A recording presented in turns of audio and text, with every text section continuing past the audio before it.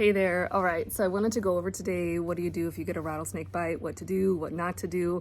I tried to film this when I was at work today, but I got some interruptions, so hopefully I can get through it now that I'm home without a lot of interruptions. So what do you do if you get a rattlesnake bite? The first thing to do is to get away from the snake. You don't want to get bit again. It's very, very important that you get away from the snake right away.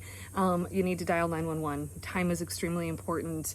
It's so important that you get to the hospital as quickly as you can, but I don't recommend driving yourself because you can drive erratically and potentially get into an accident. So calling medical professionals is extremely important. Now, if you're in the backcountry, you don't have reception, obviously that's a completely different story.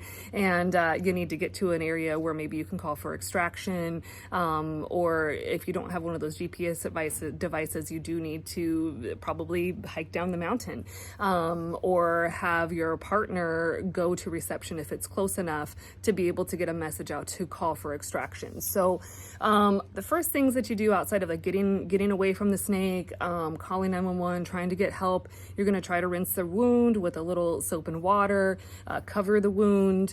You need to get into a neutral position. That's very important. Immobilize the wound area. If it's on your foot, if it's on your arm, if it's on your hand, try to immobilize the area, decrease the movement. Most importantly, try to stay calm. I know it's going to be really hard because you just got bit by a snake, but staying calm is going to be extremely important. What not to do. So there's been a lot of, over the years, there's been a lot of ways of treating these types of rattlesnake bites, different types of cowboy medicine and those kinds of things. So I just want to kind of talk a little bit about the things that maybe people did in the past that you don't do now. So don't apply a tourniquet. Don't do that. It's just going to cause more tissue damage. So do not apply a tourniquet. Do not cut the wound. So you may have seen some stuff online where you cut a crisscross in it, or you try to like cut the venom out. Don't do that whatsoever. It's just going to cause more damage to the area. What else? Don't apply ice to the area. That's not really going to be helpful. And definitely do not try to suck out the venom. I don't care if it's with one of those snake sucking devices, if it's like with your mouth, whatever it is, don't do that. It's not going to do anything. And if anything, it can cause more damage. And you don't want to use your mouth to do it either, because it's not good. You don't want to ingest it.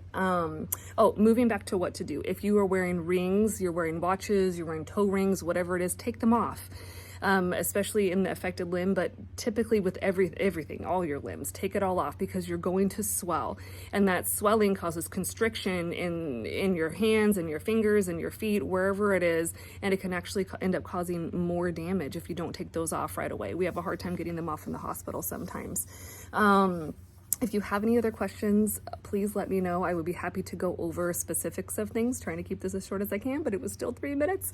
Thanks for watching.